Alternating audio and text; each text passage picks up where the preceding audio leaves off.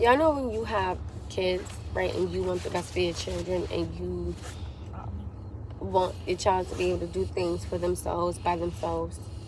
You know, I don't want to raise a little boy to be a man that can't do nothing for himself.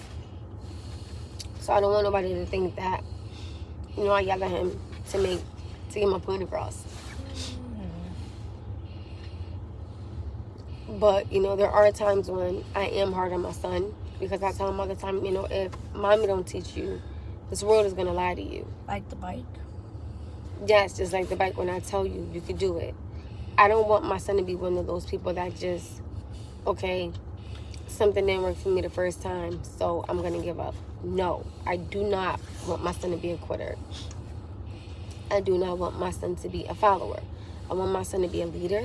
I want my son to grow up and to become, you know, whatever he feels is comfortable for him. And I just want him to do great things in this world. But I want him to understand, you know, sometimes you walk alone, but you're alone for a reason.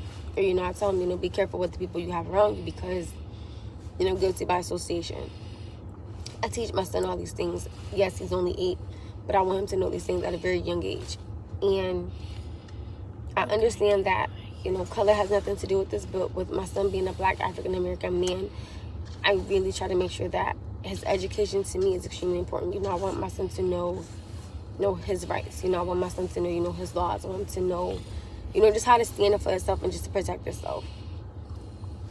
And that's just not for my child. That's for anybody's, you know, child. Or any mother, any dad, sister, brother, cousin, uncle, aunt. Because, you know, we all have loved ones that we love, that we don't want to see nothing happen to. So that's why, you know, sometimes I go hard. And I own it. But I don't want this world to lie to my son. And I don't want my son growing up thinking that everything is peaches and cream, because, you know, you're going to have your days. And that's okay, because you're human. That's why I tell you guys all the time.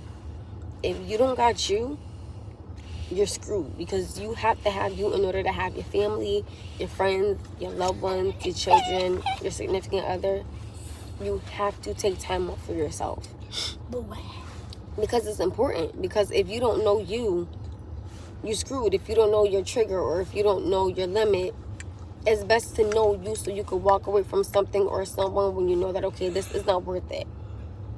Because a lot of the times, a lot of people wish that, you know, they could have just walked away from something in the split of a second and changed their life forever.